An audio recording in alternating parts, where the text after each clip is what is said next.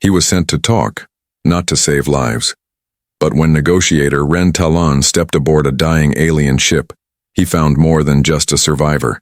He found a pregnant alien woman who claimed his voice gave life to the child inside her.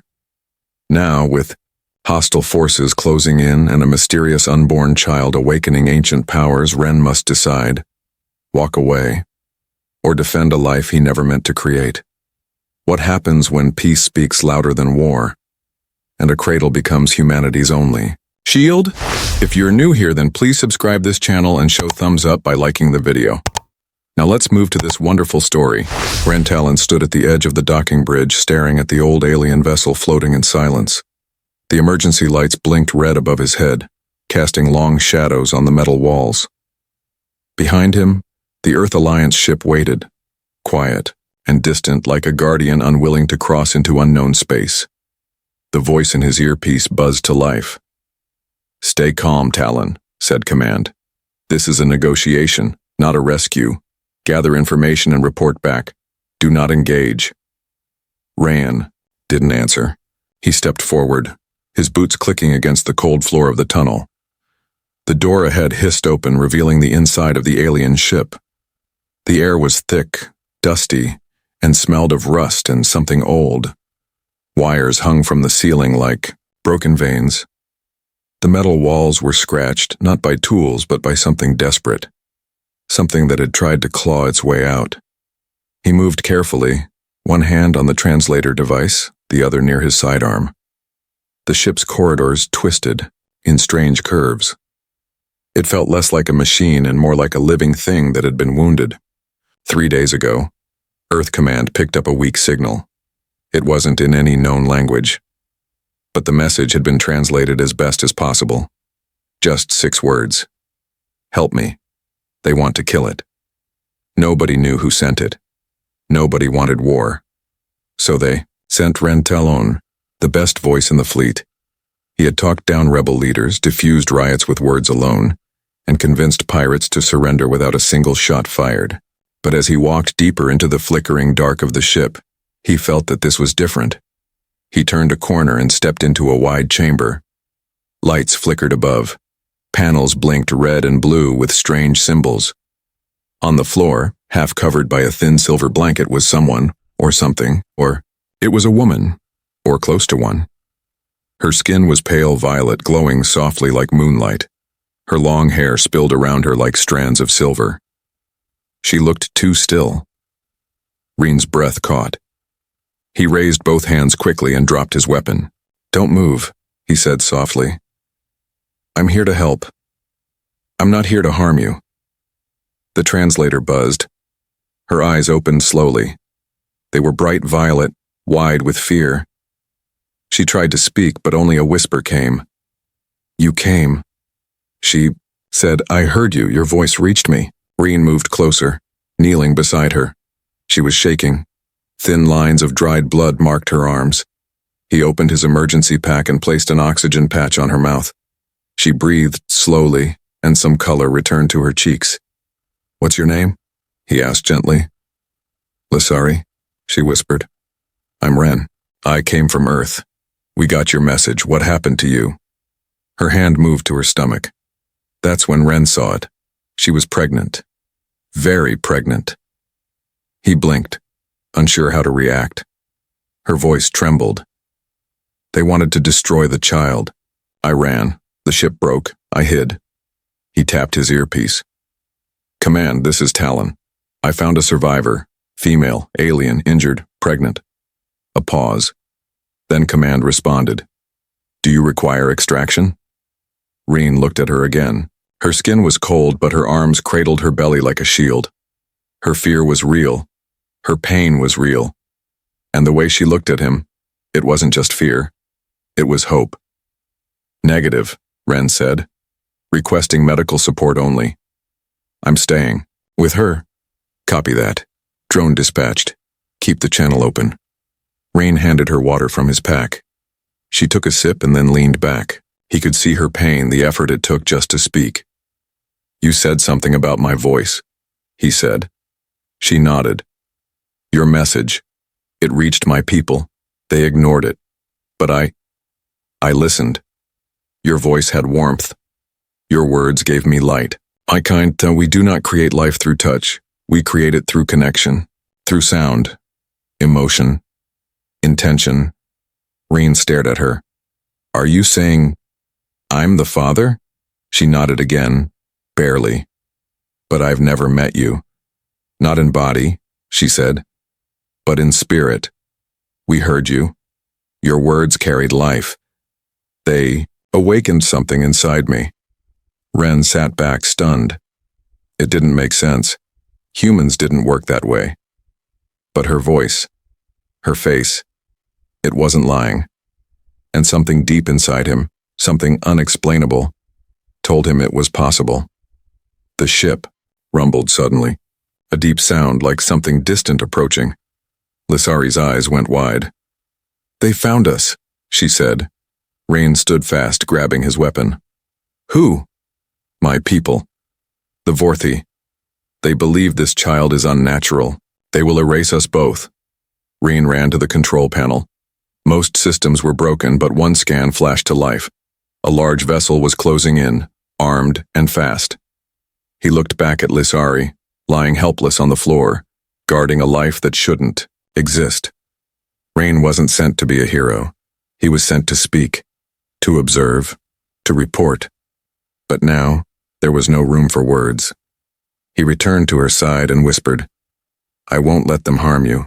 Her eyes filled with tears. She touched his hand with trembling fingers. Then you are already the father. And in the silence of the dying ship, Ren Talon chose a path no one trained him for. He chose life. He chose her. And whatever child grew within her, it was now his to protect. The voice of a negotiator had become the heartbeat of a guardian. The alien ship was dying. Ren Talon could feel it in the cold air, the groaning of metal beneath his boots, and the dim lights flickering, like the last breath of something ancient. Beside him, Lissari lay weak and silent, her silver hair tangled around her shoulders, her arms wrapped tightly around her swollen belly. Her breathing was shallow, but steady. The child inside her had not moved in a few minutes, and that worried him more than anything. The communicator in his ear crackled. Medical drone arriving in 2 minutes, command said. Rain didn't answer. Something deeper pulled at him, a feeling in his chest that he couldn't explain. It wasn't fear. It wasn't duty. It was something else, like being called forward by invisible hands. He helped Lissari sit up, placing a hand behind her back. Can you walk? He asked softly. She nodded slowly. Not far. But I can try. Together they moved through the winding halls. The ship's structure groaned around them, as if it sensed their weight. Doors opened before them without being touched. Lights flickered awake only in their path. Ran felt watched, not in a hostile way, but as if something deep within the vessel recognized him. Why is this happening? He whispered. Lissari leaned on his shoulder. The bond. It connects more than just hearts. It reaches into the ship's systems. This vessel is old. Living metal. Part machine, part memory. It listens. Ren stopped as they reached a narrow staircase. At the bottom was a circular door etched with glowing blue patterns. It slid open without a sound. Inside was a room unlike any other. The walls curved inward gently. The floor was smooth and warm. At the center floated a strange device, a cradle hovering in midair wrapped in soft light. Ren stepped closer. The cradle glowed brighter. His heart began to race. It pulsed, once, twice, matching the beat inside his chest. Lissari stared at the cradle, her eyes filled with tears. It recognizes you, but I've never been here, Ren said. Your voice has, she replied. He reached out slowly. The moment his fingers touched the side of the cradle, the entire room lit up.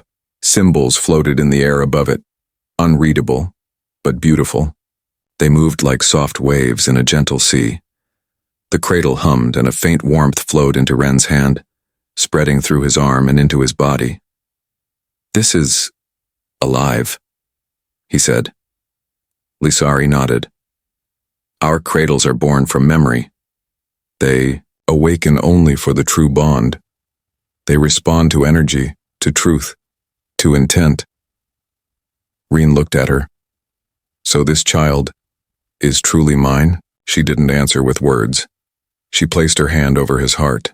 Her fingers trembled, but her gaze was steady.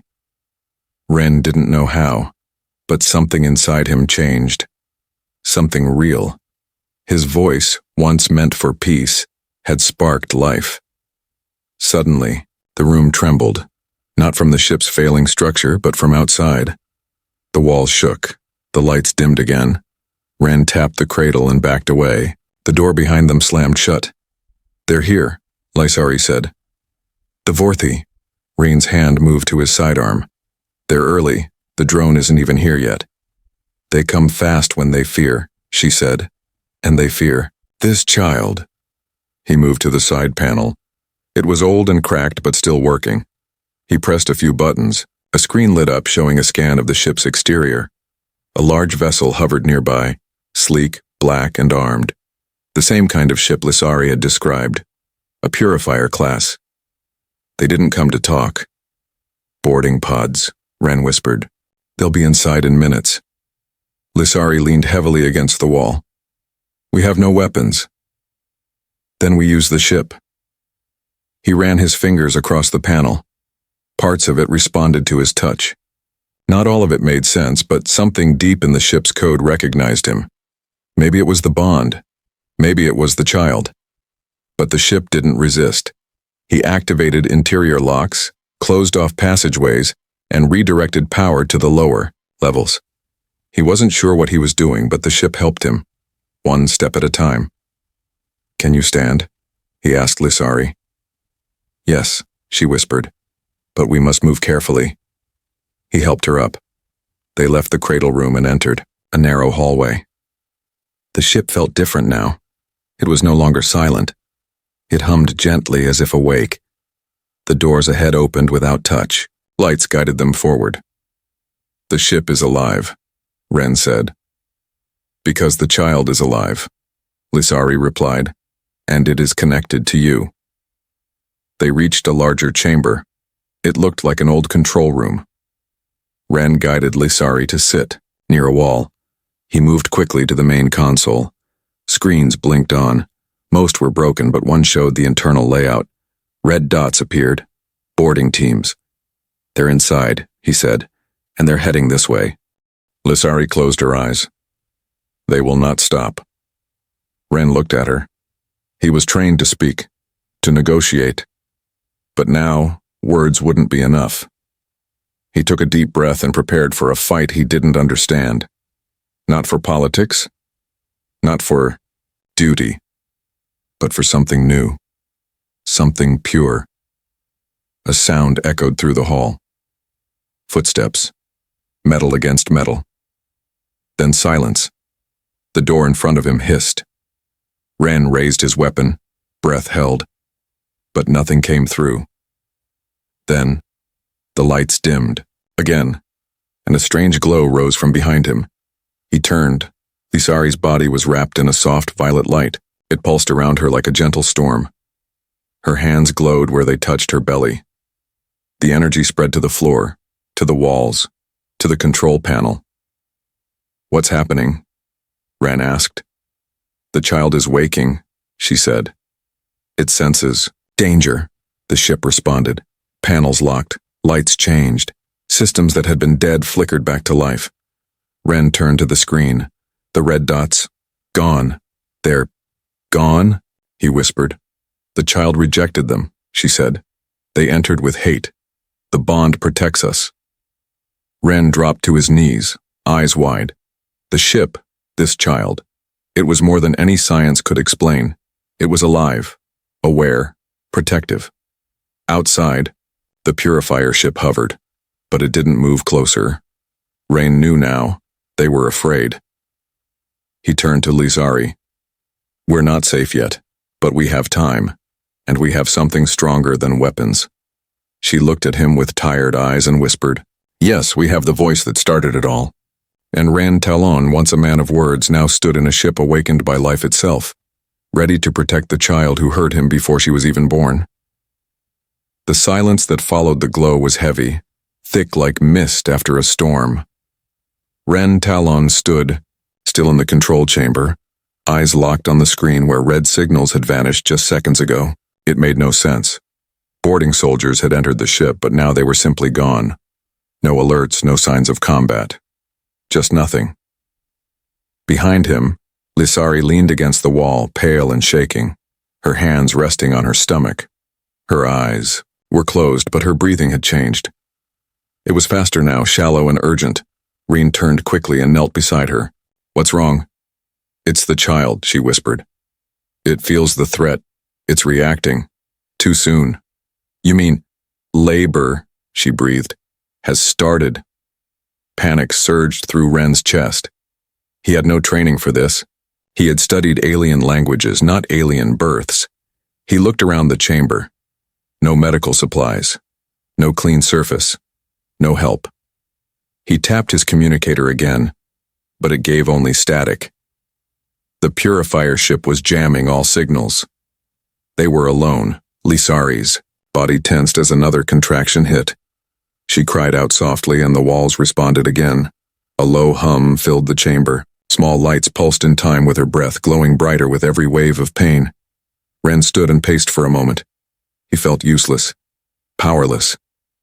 Then he stopped and took a deep breath. "No," he said aloud. "I'm not leaving. I said I would protect you, and I will." He returned to her side, placing a soft roll of fabric beneath her head. He found a small panel nearby and pressed it. Warm air began to flow, gently adjusting the room's temperature. At least that was something. Lissari's voice broke through the quiet. "You are more than you believe." Rain looked at her.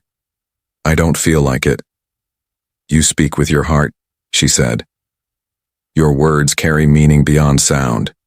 The child heard them. It grew strong because of them. He knelt beside her. "I only wanted peace. I didn't mean for any of this." "Peace is the beginning of life," she said. Another contraction. Stronger. She winced, and the energy around her pulsed again. But this time Ren noticed something new. The lights on the control wall shifted. Strange patterns appeared, ones he hadn't seen before. They looked like flowing rivers of light. He moved to the panel and touched one of the glowing lines. A sudden wave of warmth spread through his hand and into his chest. He heard something. Not a sound, but a rhythm. A heartbeat. "What is this?" he asked. Lissari opened her eyes and whispered, "The cradle is connecting." The floating cradle in the previous chamber had awakened, but now its presence stretched across the ship. It was linking with her, with the child, and with Ren. Each heartbeat was shared, felt in the metal walls, in the air, and in the light. Outside, the purifier ship floated unmoving. Its scanners had picked up the sudden change inside the alien vessel. It saw energy patterns it didn't recognize. Its crew hesitated. The commander, a grim figure named Corvecta, stood on the bridge, eyes narrowed. He had led purifications before, but never seen a ship fight back with silence. "What are they doing in there?" one of his officers asked. "Something wrong," Vecta muttered. "Send the second team." Back inside, Rain felt the tremor before he heard it. The deck shivered beneath his boots. He glanced at the monitor. New red signals appeared. More soldiers. More danger. He turned to Lissari. "They're sending more." Her voice trembled. "I cannot run, the child is almost ready." "Then we hold this ground," Ren said. He moved to the entrance of the chamber. There was no lock, no barrier. Just a broken pipe lying nearby. He picked it up. Not much, but better than nothing. He waited. Then he heard the footsteps. Fast. Heavy. He held his breath. But again the ship responded.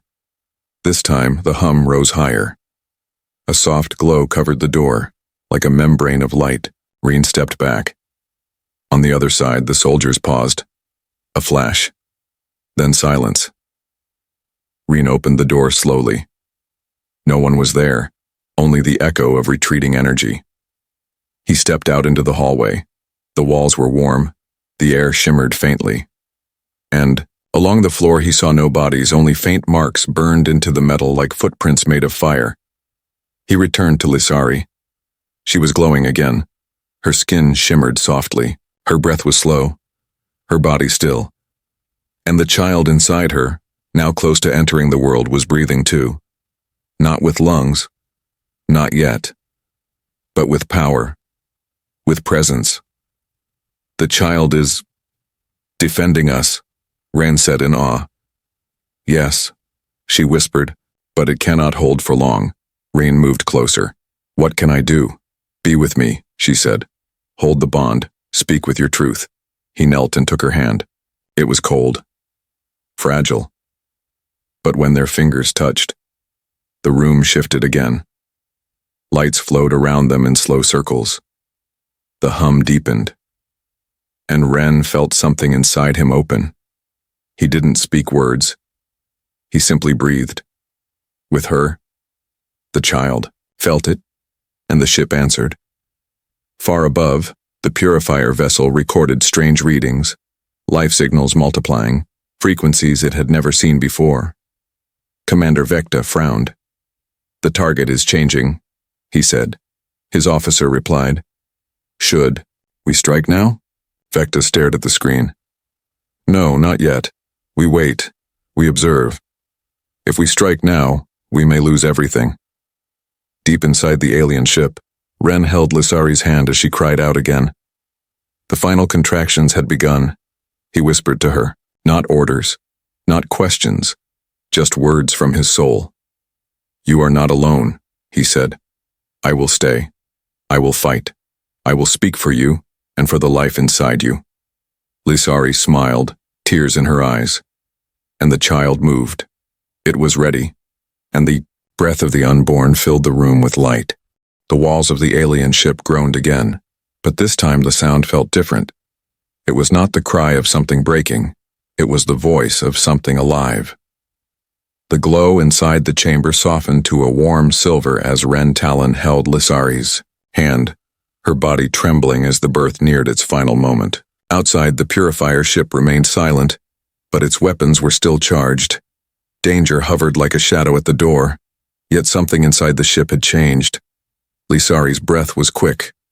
Her eyes opened only halfway, but there was clarity in them. It's time, she whispered.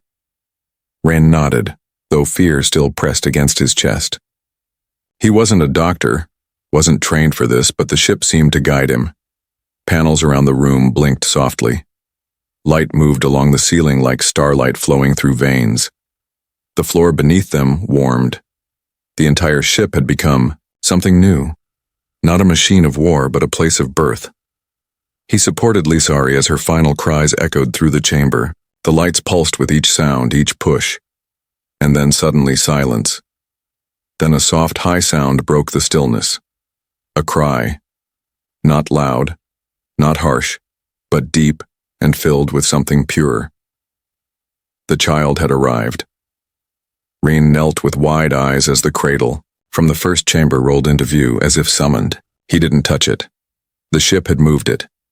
And as he gently lifted the small glowing form from Lissari's arms, the cradle opened like a blooming flower. The child, tiny, radiant, with skin like moonlight and eyes still closed, floated gently into the cradle's center. Light surrounded it, cradling it in energy. Cymbals danced in the air, soft music hummed from the walls, and warmth filled the entire ship. Lissari's head rested back. Her face was pale, but her smile was full. You did it, Ren said softly. No, she replied. We did it. The bond is complete. He turned to look at the cradle. The child's chest moved slowly, its aura pulsed with life. But something more was happening. The ship's systems all activated at once. Lights across the vessel brightened. Broken panels fixed themselves. Ancient doors sealed. Energy flowed through long dead circuits. Reen tapped a nearby screen. A full map of the ship appeared. The systems were no longer marked in red. They were green, alive, stable. Outside, the purifier ship picked up the same signals. Alarms rang. Commander Kor Vecta stared at the display, eyes narrow with disbelief. "What's happening inside that ship?" he barked. His second officer shook his head. "We don't know. The vessel's systems just reactivated, and the child, its readings are unstable, powerful, impossible. Prepare to fire," Vecta growled. "We end this now." Inside, Ren felt a shift. The glow around the child brightened, and a wave of pressure moved outward from the cradle like a ripple in water. It passed through the walls, the floor, the entire ship, and then, for the first time, Ren heard a voice that was not his own or Lisari's. It was soft, small but clear. It came not from the child's mouth, but from everywhere at once. "Father." Reen's chest tightened. "Did you hear that?" he asked Lisari. She nodded weakly. "The child is awake. It knows you." He walked closer to the cradle. "I'm here," he said quietly. The lights dimmed again. But now it wasn't fear. It was focus. The ship seemed to pause, listening. Outside, the purifier ship locked onto its target. Inside, the alien vessel began to hum, but not a machine hum. It was a song, a deep, peaceful tone that echoed from wall to wall. It wrapped around Ren, around Lisari, and around the child. It flowed out of the hull and into space. The purifier ship shuddered. On the bridge, the crew covered their ears. Some fell to their knees. The song wasn't loud, but it was heavy, with emotion. Memories, voices, feelings. A song made from a soul. "What is this?" Vecta shouted. His officer fell back in his seat. "We can't fire. The systems are crashing. Our targeting is blind." On the alien ship, the song grew stronger. Reen looked out through the main screen and saw something incredible. The purifier ship was pulling away, not fleeing, but retreating. "They're leaving," he said in disbelief. Lisari smiled, eyes barely open. The child showed them. Not violence, not fear, but truth. Something they could not kill. The ship's panels shifted again. A new message formed on the screen in Ren's language. "You are no longer a passenger. You are part of the cradle." He walked back to the cradle and stood before it. "What happens now?" he asked. The lights pulsed gently. Then another voice, softer and deeper. "We begin again." As the ship settled into silence once more, Ren sat beside Lisari. He held her hand and looked at the small form glowing in the cradle. He had come here as a negotiator, sent to talk, sent to listen. But now he was more. He had become something he never imagined, a protector, a guardian, a father. And the ship that, once drifted, broken and forgotten, had been reborn, not as a war machine but as a cradle for something new, something no one could ever destroy.